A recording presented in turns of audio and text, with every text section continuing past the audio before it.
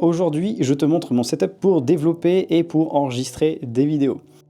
J'ai pas mal de commentaires de gens sur LinkedIn qui viennent me demander exactement le matos que j'utilise, que ce soit pour enregistrer ou pour coder au quotidien.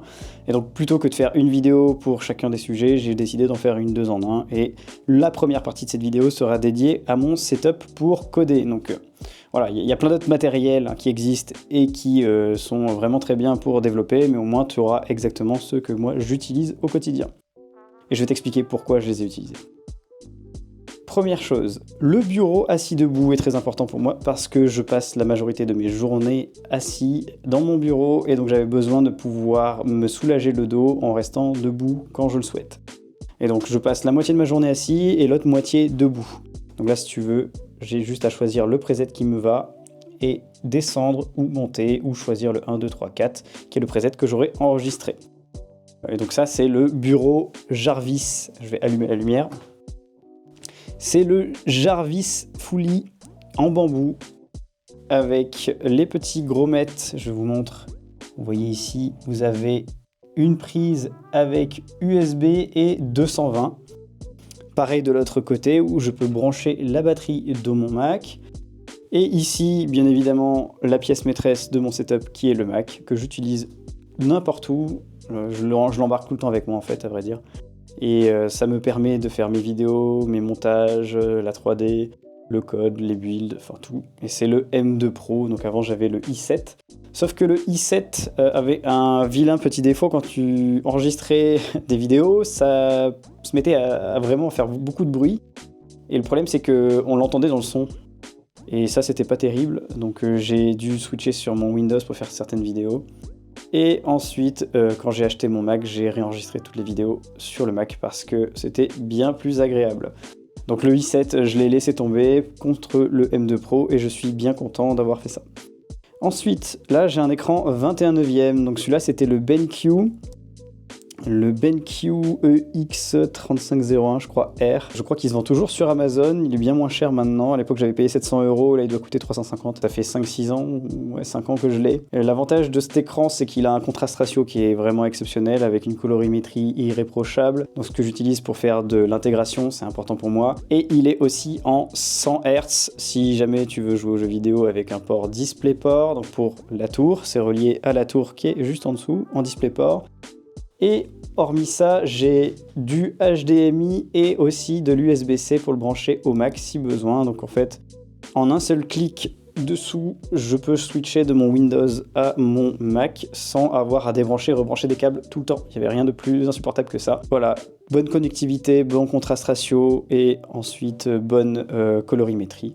Le seul problème, c'est que derrière, la fixation, elle était spécifique au constructeur. Donc j'ai dû acheter un adaptateur VESA mount pour l'arbre qui est derrière, qui est le pied qui tient ce monstrueux écran. Et donc ce pied-là, je le garderai aussi. Je pense que le pied lui-même coûte plus cher que l'écran, mais il permet de porter les plus gros écrans qui existent du moment en 32/9 ou 31/9, je ne sais plus le format. Mais voilà, donc moi là je ne pouvais pas prendre d'écran plus large parce que j'ai le toit ici quand je suis en mode debout qui m'empêche de monter beaucoup plus haut. Mais voilà, donc c'est parfait comme setup, j'ai vraiment tout ce qu'il faut pour bosser. À droite, des fois, je mets mes outils type chat ou pour traquer mes habitudes et ma productivité. Et en face, j'ai le code splitté avec le rendu de l'app que je suis en train de développer généralement. Et plus les bureaux virtuels sur Mac que j'utilise pour switcher rapidement le contexte. Donc si par exemple j'ai les Figma Design, je peux en un seul clic sur ma souris passer de mon code à mon Figma Design. C'est parfait. Et ensuite, après tout ça, qu'est-ce qu'il nous faut ? Il nous faut un bon clavier et une bonne souris. Donc, ce clavier, j'en avais parlé dans un post LinkedIn. J'ai acheté un clavier qui est le Nufi R75 V2. Pourquoi on dit 75 ? Parce que c'est un 75%. Je n'ai pas la partie numpad avec les flèches sur le côté. Les flèches, elles sont vraiment collées. Donc le layout au début est un peu dur à prendre en main parce que quand tu es habitué à avoir un grand clavier, et je vais vous montrer celui que j'avais avant, ça change. Et donc j'ai pris moi celui-là en QWERTY, parce que celui que j'avais avant, qui était celui-là, il était en AZERTY et ça c'était le MX Keys. Donc si je peux vous conseiller un clavier AZERTY ou QWERTY, peu importe, mais agréable, qui ne soit pas mécanique, je vous dirais que le MX Keys est parfait. C'est juste que maintenant le layout je le trouve bien plus grand et bien trop grand pour moi, donc c'est pas très pratique. Par contre, la sensation est exceptionnelle, vous pouvez le relier à plusieurs ordis, donc 3 ordis, switcher en cliquant sur le petit bouton ici. Vous avez 3 boutons, 1, 2 et 3. Ça vous permet de vous brancher, enfin de vous connecter au Bluetooth 1, Bluetooth 2 et Bluetooth 3. Donc ce clavier est vraiment pas mal. Alors, je l'utilise plus parce que j'ai pris le Neufy qui est là un clavier mécanique contrairement à celui-ci. Et pourquoi j'ai voulu changer, c'est pas seulement pour passer d'un clavier classique à un clavier mécanique, mais c'est surtout que je voulais essayer en QWERTY. Donc je me suis habitué maintenant en QWERTY, je trouve ça trop agréable. Et quand on regarde les touches ici, vous voyez que le QWERTY ANSI US américain, c'est nickel pour avoir tous les caractères spéciaux au même endroit. Donc vous avez aussi une bonne alternative qui est le layout UK, où vous avez une touche entrée sur 2 lignes comme sur le layout français. Et là, vous aurez un shift plus petit, mais sauf que celui-là, il y a vraiment tous les caractères spéciaux au même endroit et je préfère. Au niveau du toucher, donc vous allez écouter ça. Vous voyez, on a un truc de super agréable. Et ce que je trouve vraiment cool avec ce clavier, je ne sais pas si vous voyez, c'est que peu importe où j'appuie sur la barre espace, c'est super bien équilibré, j'ai pas de secousse, j'ai pas de tremblement. Il n'y a pas un moment où je vais appuyer sur la touche et me dire que ça a été pressé, mais en fait ça n'a pas pris en compte l'appui de la touche. Donc ça c'est plutôt cool. Du coup, moi ce que j'ai pris, c'est celui-ci, dont je vous mettrai le lien. C'est le Neufy RV75. Donc niveau manufacture, c'est exceptionnel. La qualité est vraiment incroyable. Je l'ai pris en 75% parce que je le veux compact pour le mettre dans mon sac avec mon Mac et le ranger tranquillement. Vous avez ici des switches qui vous permettent de passer de off à wired et wireless. L'avantage aussi, c'est que vous avez différents modes. Vous pouvez appuyer sur FN1, FN2, FN3 ou FN4 et vous vous connectez sur le Bluetooth 1, 2, 3 et 4. Vous avez la possibilité de brancher effectivement le câble ici sur la machine et le mettre en wired. Vous avez une autonomie, je crois, de 200 heures, si je dis pas de bêtises, parce que vous avez aussi le rétroéclairage que j'ai pas activé. Mais en gros, clavier exceptionnel, je trouve vraiment incroyable. Et pour ceux qui aiment bien jouer aussi, donc vous pouvez le brancher en Bluetooth sur votre machine, votre ordi portable. Et si vous avez un fixe, vous le mettez en filaire ou en Bluetooth avec le dongle qu'ils ont mis à disposition. Et vous aurez du 1000 Hz, je sais plus combien, mais un gros taux de rafraîchissement qui vous permet de jouer. Donc c'est parfait. Je suis pas, comme je vous disais, l'expert en matos, en clavier. Tout ce que moi j'aime bien, c'est avoir du matos qui soit de qualité, qui dure dans le temps et qui me permette d'être productif et à l'aise au travail. Donc je l'ai pas encore utilisé pour jouer, un jour je le testerai peut-être.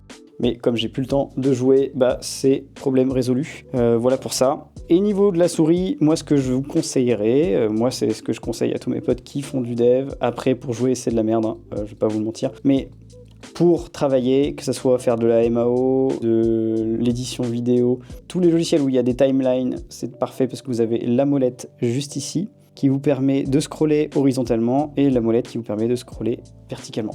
Cette souris, elle a plein de réglages, plein de presets, donc Logitech ont vraiment tout déchiré avec cette souris qui marche sur PC, Mac aussi, Linux bien évidemment.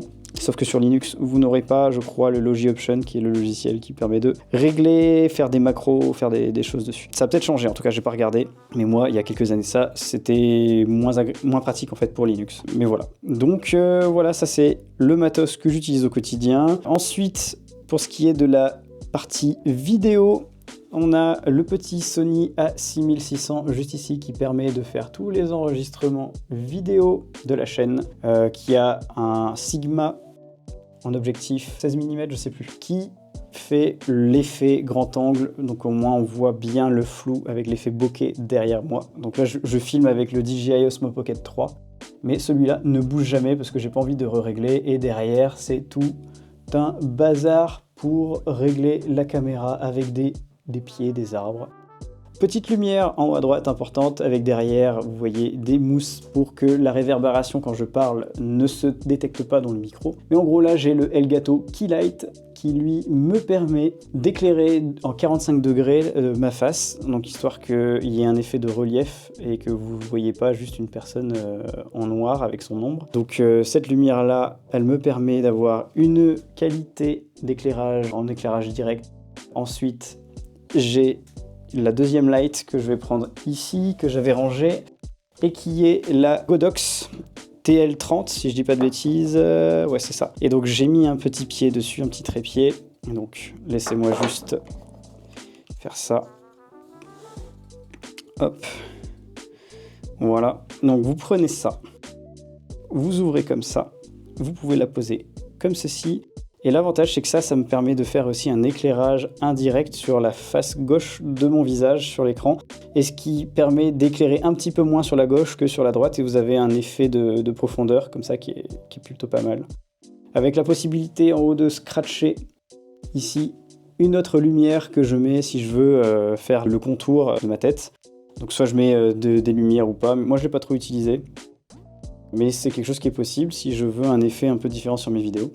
Donc cette lumière-là me sert pour faire les vidéos, toutes les vidéos que j'enregistre sur la chaîne. Je peux l'éteindre ici, bien évidemment, je peux choisir toutes les couleurs dessus, c'est du RGB.